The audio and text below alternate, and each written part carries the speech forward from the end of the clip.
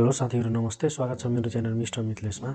आज हामी यस भिडियोमा एउटा चाहिँ घरको चाहिँ प्लान लिएर आएको छु। लगभग 4 आना चान्चुन जग्गामा चाहिँ बनेको प्लान हो हैन। यसको मैले तपाईलाई चाहिँ यो पुरै प्लान बारे जानकारी दिनेछु। ग्राउन्ड फ्लोर, फर्स्ट फ्लोर र टप फ्लोर बारे, यसको एरिया बारे र यसमा कसरी हामी चाहिँ डिजाइन गरेका छौं त्यो सबै कुरा म यसमा भन्नेछु। र यो भिडियोको लास्टमा चाहिँ म हजुरले त्यो घरको 3D र कन्स्ट्रक्सन गरेको चाहिँ फोटोहरु चाहिँ म तपाईलाई चाहिँ देखाउने छु। र त्यसको लागि चाहिँ यो मेरो भिडियो चाहिँ लास्टसम्म हेर्दिनु होला र मेरो च्यानल सब्स्क्राइब गरी साथै रहेको बेल आइकनमा क्लिक गरिदिनु होला।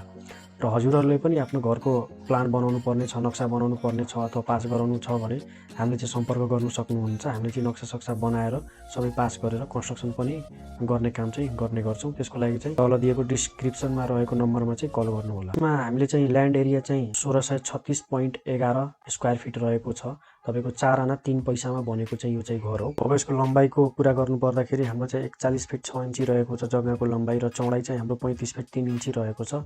त्यस्तै गर्दाखेरि हाम्रो चाहिँ बिल्डिङ एरिया चाहिँ यो तपाईको 945.16 स्क्वायर फिटमा चाहिँ हाम्रो बनेको छ।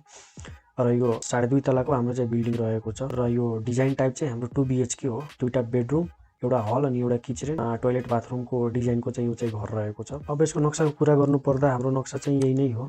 जग्गाको नक्सा चाहिँ यहाँ तपाईको अगाडि चाहिँ यो मैले मार्क गरेको पोइन्ट चाहिँ देख्न सक्नुहुन्छ। यो जग्गामा चाहिँ दुई तर्फी बाटो रहेको छ, 13 फुटे बाटो। यो फ्रन्ट फेस तपाईको यो नर्थ साउथ तिर पनि हाम्रो 13 फुटे बाटो छ र वेस्ट तिर पनि हाम्रो 13 फुटे बाटो छ। र यो बाटोको अनुसार चाहिँ हामीले चाहिँ मापदण्ड अगाडिबाट छोडेर चाहिँ काम चाहिँ गरेका छौं। 5 फिट जति अगाडिबाट छोडेका छौं र साइडबाट चाहिँ 5 फिट प्लस यो बाल्कनीको 3 फिट को एक्स्ट्रा भाग चाहिँ हामीले छोडेर चाहिँ गरेको छौं हैन। यो चाहिँ हाम्रो प्रपोज बिल्डिङ हो। यो जग्गा चाहिँ पुरै भयो हाम्रो 4 आना 3 पैसा र यो ड्याश यो ह्याच गरेको जति पनि यो देख्न सक्नुहुन्छ हैन।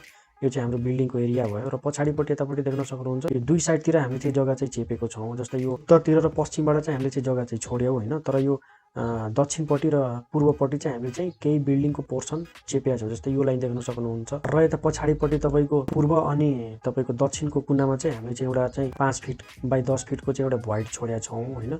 यो यतापट्टि चेपेको भएर यतापट्टि रुमहरु हुन्छ, हावा जानको लागि चाहिँ छोडेका छौं। अब यसको प्लान चाहिँ यो चाहिँ भयो तपाईको साइड प्लान भयो हैन। जग्गाको चाहिँ यो चाहिँ नक्सा भयो। अब बिल्डिङको प्लान चाहिँ हेरौं। अब यसमा चाहिँ यो यसको मोडा फर्केर रहेको छ। अब त्यस हिसाबले चाहिँ हामीले चाहिँ भर्याङ चाहिँ यता राखेर पूर्वपट्टिबाट चाहिँ छिर्ने चाहिँ घरमा बनाएको छौं। र ग्राउन्ड फ्लोरमा चाहिँ छिर्नको लागि चाहिँ हाम्रो मेन डोर जस्ट हाम्रो भर्याङसँगै रहेको छ। उत्तरपट्टि पर्यो र भित्र छिर्ने बित्तिकै हाम्रो चाहिँ यहाँ देख्न सक्नुहुन्छ एउटा ठूलो साइजको चाहिँ लिभिङ रुम छ। अब लिभिङ रुमसँगै अट्याचमा यता अपोजिटपट्टि हाम्रो एउटा बेडरुम रहेको छ। बेडरुमको साइज पनि स्ट्यान्डर्ड छ, तपाईको लगभग 12 फिट बाइ 12 फिटको रहेको छ, ठुलै भयो। अब लिभिङ हलसँगै हाम्रो चाहिँ बाथरुम रहेको छ 4 फिट बाइ 8 फिटको। यतापट्टि आउनुहुन्छ भने हाम्रो पछाडीपट्टि चाहिँ एउटा बेडरुम रहेको छ। र वास्तु अनुसार चाहिँ किचन चाहिँ हाम्रो पूर्व अनि दक्षिणको कुनामा हुनुपर्छ। त्यही हिसाबले हामीले चाहिँ किचन चाहिँ यहाँ राखेका छौं। अब यतापट्टि त यो साइडतिर त हामीले त पूर्वपट्टि त पुरै जग्गा चेपेका छौं। त्यो जग्गा चेपेको भएर हामीले चाहिँ पछाडीपट्टि ओटीएस राखेका छौं। यो ओटीएसले गर्दाखेरि किचनमा हावा जाने, लाइट जाने चाहिँ एकदम प्रशस्त मात्रामा ठाउँ पायो। प्लसमा तपाईको यता पछाडीपट्टिको बेडरुमको लागि दुईटा झ्याल पनि भयो। एउटा तपाईको यहाँ सानो झ्याल आयो र अर्को चाहिँ यहाँ चाहिँ ठूलो झ्याल आयो अपोजिटपट्टि। र यसमा पिलरको कुरा गर्नु पर्दाखेरि यहाँ देख्न सक्नुहुन्छ जम्मा गरेर तपाईको 13 वटा पिलर रहेको छ।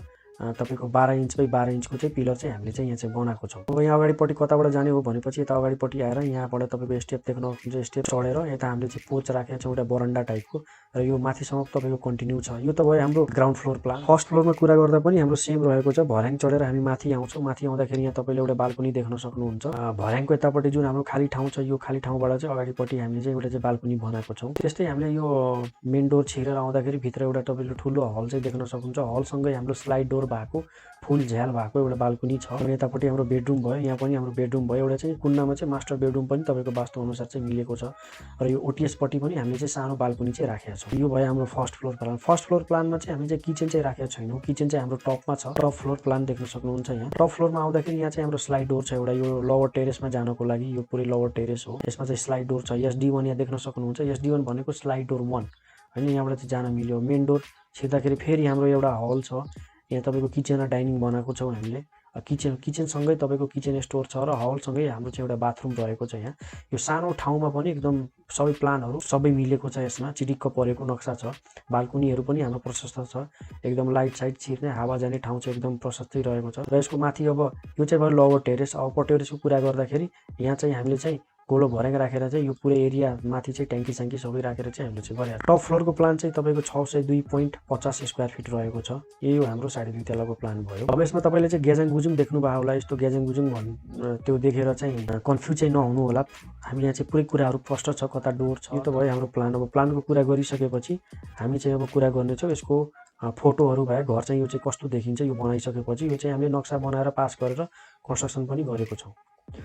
अब हामीले चाहिँ यो कलर गर्दाखेरिको चाहिँ यो चाहिँ फोटो हो। यसमा जति पनि झ्यालडोकाहरू छ सबै पिभिसीको युज भएको छ। यो बाहिरबाट हामीले हेर्दाखेरि चाहिँ यस्तो देखिन्छ। मैले यसको चाहिँ फुल भिडियो चाहिँ घरभित्रको तपाईँलाई एउटा मैले भिडियो नै बनाएको छु। यो त्यसको लिङ्क चाहिँ म यसको डिस्क्रिप्सनमा हालिदिनेछु, तपाईँहरू त्यहाँ गएर चाहिँ हेर्न सक्नुहुन्छ। र यो फुल्ली चाहिँ कलर गरिसकेपछि चाहिँ यस्तो देखेको छ घर चाहिँ। यहाँ मैले भनेको थिएँ नि तपाईँको एउटा पोर्च जस्तो छ, माथि खाली बाल्कनी जस्तो छ, एकदम राम्रो छ डिजाइन। फाइनल भइसकेपछिको चाहिँ यो फोटो चाहिँ हाम्रो यो हो। पुरै फाइनल कलर चाहिँ यसमा चाहिँ भइसकेको छ हैन।